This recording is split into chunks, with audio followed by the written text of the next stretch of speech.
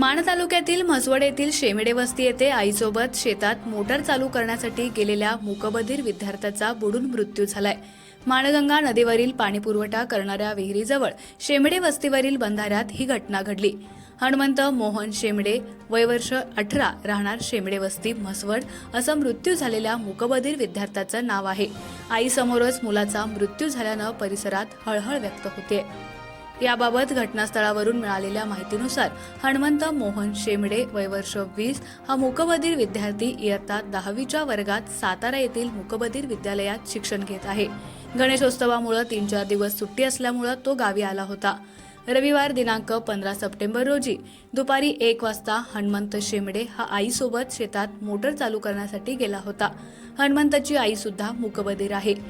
माणगंगा नदी सध्या पूर्ण क्षमतेनं वाहत आहे, त्यामुळे कासऱ्याच्या सहाय्यानं नदी पार करून शेतात जावं लागत आहे। हनुमंत शेमिडे सुद्धा आईला नदीच्या काठावर उभा करून कासऱ्याच्या सहाय्यानं नदी पार करत होता।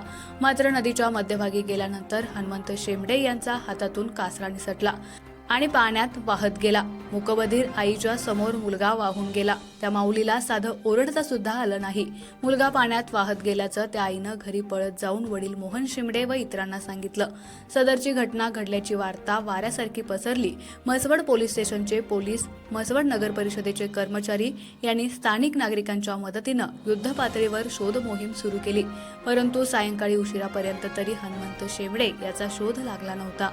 या घटनेची माहिती मिळताच आमदार जयकुमार कोरे, दहिवडी उपविभागीय अधिकारी उज्ज्वला गाडेकर, तहसीलदार विकास अहिर व म्हसवड पोलीस स्टेशनचे सहाय्यक पोलीस निरीक्षक सखाराम बिराजदार, मुख्यमंत्री माझी लाडकी बहीण योजना मानखटावचे अध्यक्ष आप्पासाहेब पुकळे, सर्कल, तलाठी, पोलीस कर्मचारी, नगर परिषदेचे कर्मचारी उपस्थित होते।